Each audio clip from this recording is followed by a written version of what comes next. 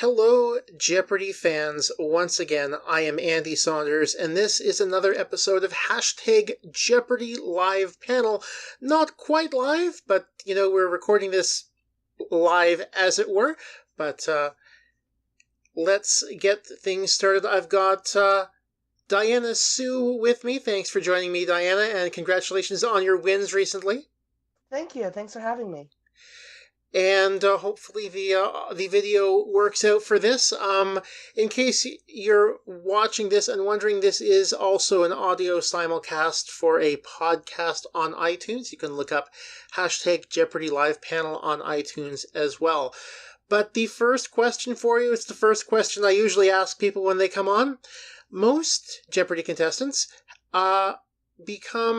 start out as Jeopardy fans, as it were, and most Jeopardy fans have an origin story. So, Diana, what was your origin story, as it were? How did you become a Jeopardy fan? I guess it started the way that most people found Jeopardy is, through just watching TV prime time, after dinner. You watch and say, okay, well, Wheel of Fortune, that's nice, whatever. If we can't talk about that other show, it's nice, whatever. But Jeopardy just seemed more interesting, and it was harder, and I didn't know the questions, which made me want to know more. So I guess it just started being a fan of Jeopardy from that, and also I just like trivia. I do a lot of trivia nights around me. I've actually hosted a trivia night before. So Jeopardy is a really natural part of my trivia life, I guess. Nice. Now, when did you start auditioning for the show? I got stupidly lucky. So I took the online test once, then took it again some number of years afterwards, and got called in November after that. So I've only auditioned for it once, and I just got lucky. Very nice. Did you have an inkling that the audition had gone well then, when you'd taken it, or were you kind of not, I guess, not trying to put too much hope into it, as it were? Yeah, I mean, I was just thinking the whole thing as, oh, this is fun. We'll see how far this goes. Let's see how far it'll take me. So trying to manage my expectations a lot. So I wouldn't get too disappointed or hyped, and get a lot of that nervous energy up there. Um, so I think it helped. And honestly, if I had walked away and they never called me ever again, I still would have thought it was a really good time. Nice. And I think the show wants their auditioners to have felt that once they've gone through the audition process, to, make them feel like they've had an incredible experience, even if that's the end of their Jeopardy journey, as it were. Yeah. So you got the call, and you obviously got told that you were going to be taping. Once that happened, what did you do to prepare? I mean, so there's a couple things I had going on, and one was I knew right away that I had this shawl that had been sitting in my, on my table, on my couch for the last, few months. It's like, okay, you know what? If I'm gonna finish it, I should finish with Jeopardy, and what better to do than watch episodes of Jeopardy like after another while working on this. So it's kind of the I think when Austin Rogers was talking about his preparation, he was saying he just watched a ton of Jeopardy. Mm-hmm. So I was like, if it works for him, sure, why not? Well, that certainly worked for you. You did win a couple of games, so... Yeah. Can I tell a fun story about when I got the call? Of course. So as people may or may not remember, I talked about on my second day, I think, I talked about running a science fiction convention. Mm-hmm. And I literally got the call the Thursday night of the con. So the whole con, I was riding on cloud nines, telling everyone, "Oh my God, I'm gonna be on Jeopardy." Nice. But of And course, I'm not gonna tell them anything else. mm-hmm. Well, But obviously, but yeah, no, I mean, still, especially considering you're one of the people who runs the con, I'm sure a lot of people were incredibly happy for you. yeah, no, and I'm sure they're sick of me talking about, "Oh my God, I'm gonna be on Jeopardy" at every single meeting. So Well, you never, I'm guessing in the future that if they end up doing anything trivia related at the con, then you're probably going to be tapped to be like, yeah, you're going to be in charge of that one because you were on Jeopardy. Absolutely. And actually, one of my friends from the convention is auditioning. I think has already auditioned. Oh, nice, So nice. So there I may be guess, another one one of these days. uh-oh.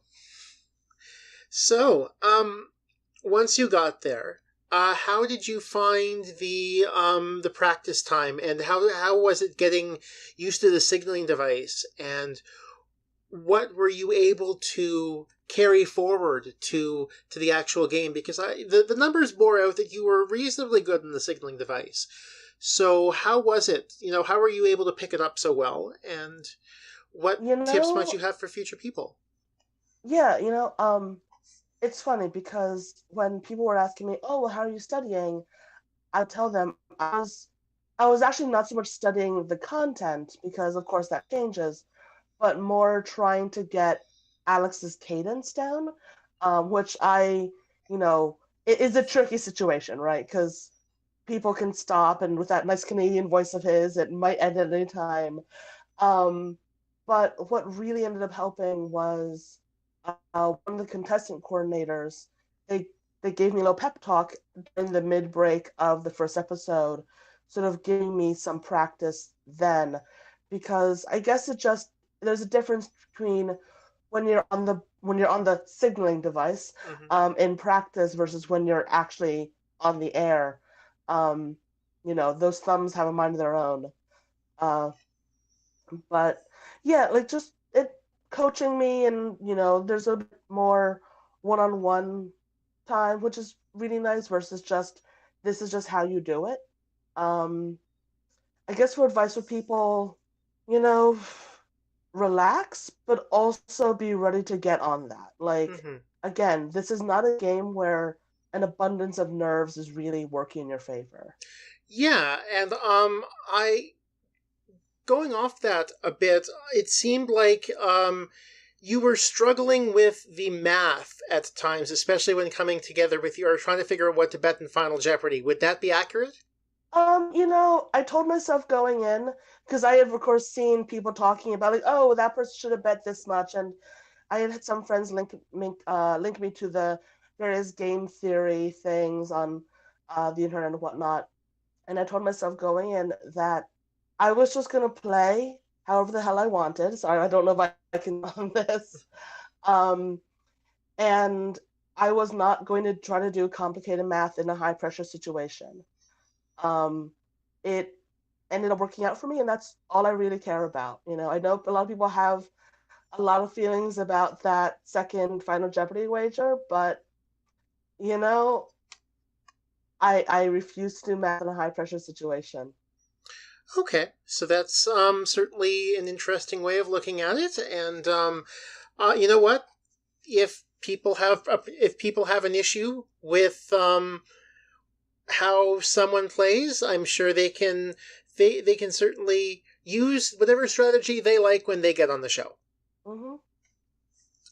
So,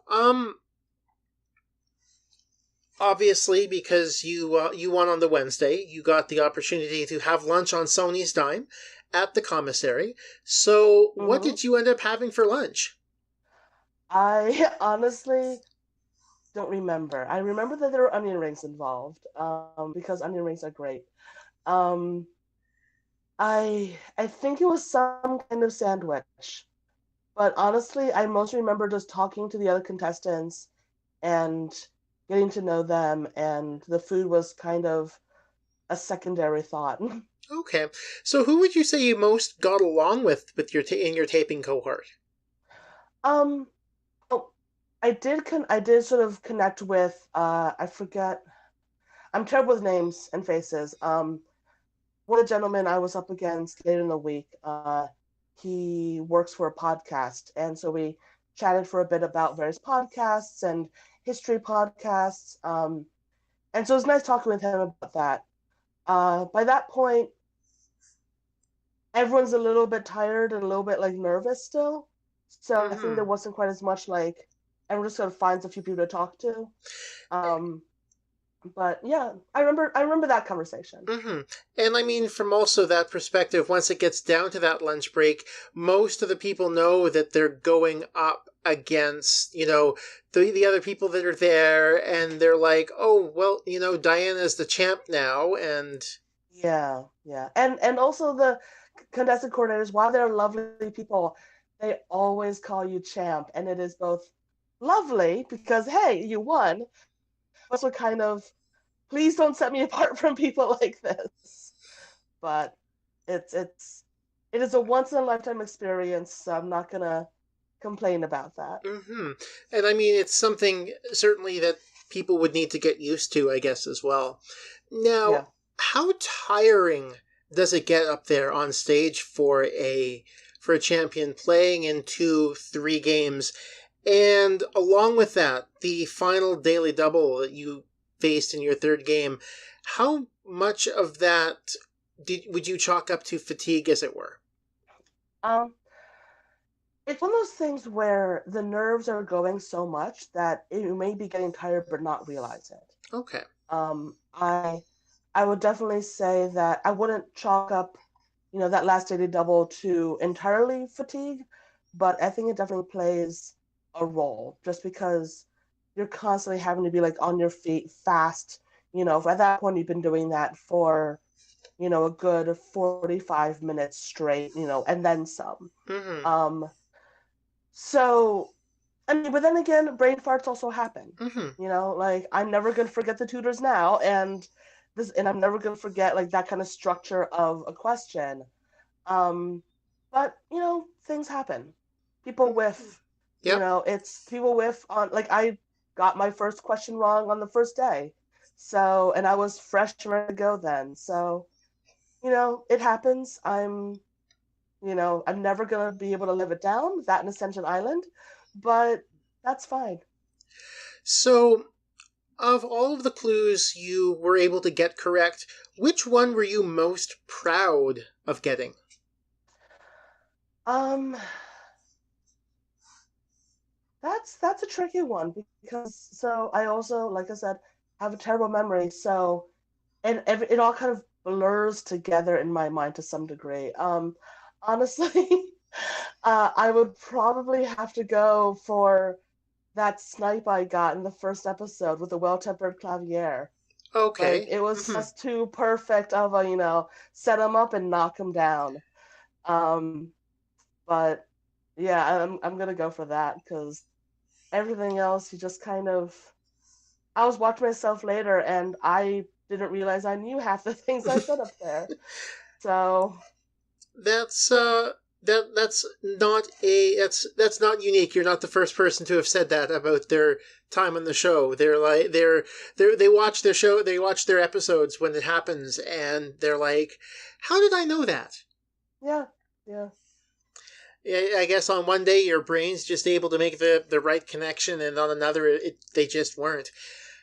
yeah. Now, did Alex go off script at all with the interviews, or did the three topics, were they the three topics on your card to start the day? He was definitely on script for me. I've heard stories of him going rogue and asking about various things, but he pretty much stuck to the things that I was told ahead of time that he might be talking about. I Okay. did not expect the Chewbacca question, but everything else was perfectly normal. So yeah, yeah, I don't think anyone anywhere was expecting the Chewbacca question.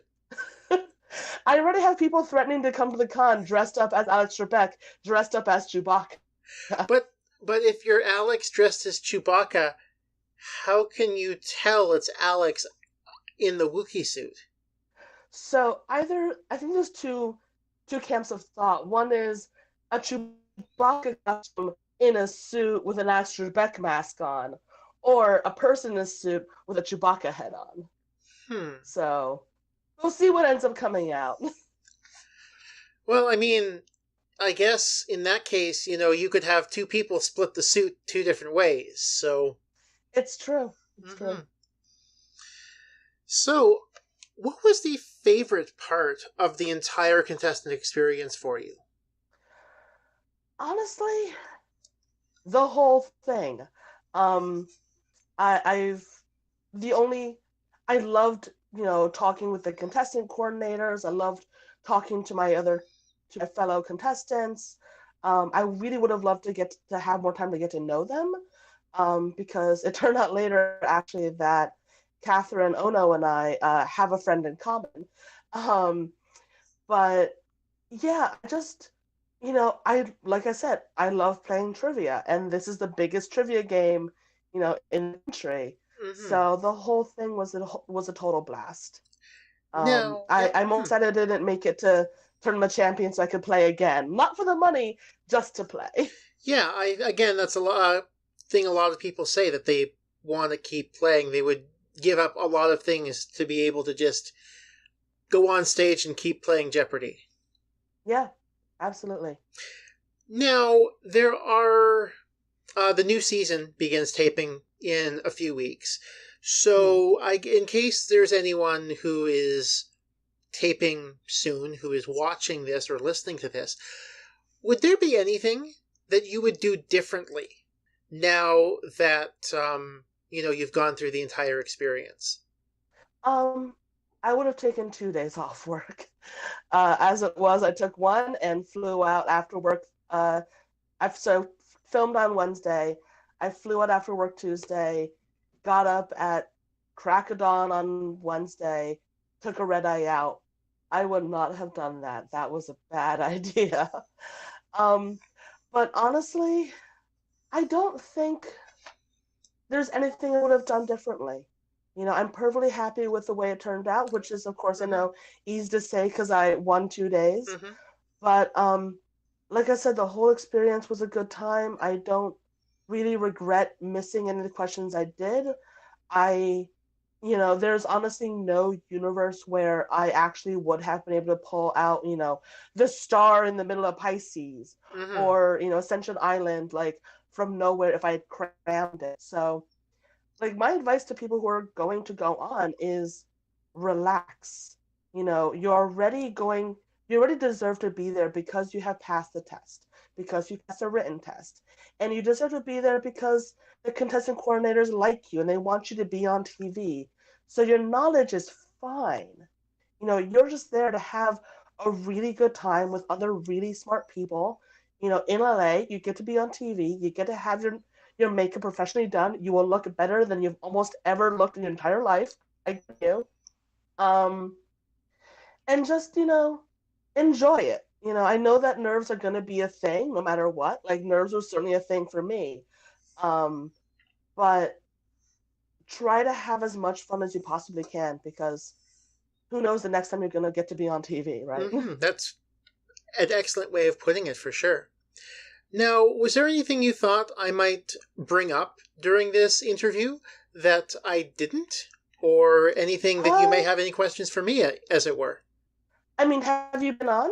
I have not been on. I have auditioned a Okay. few times. I'm in the pool at the moment. Okay. But Okay. no, I have Good not been luck. on. Thank you. Hmm. Yeah, I mean, I wish you luck. It's a great time. I think as far as questions, you can ask people lots of questions. Some of them are nicer than others. I'm but I was, I take things as they're presented to me. Hmm.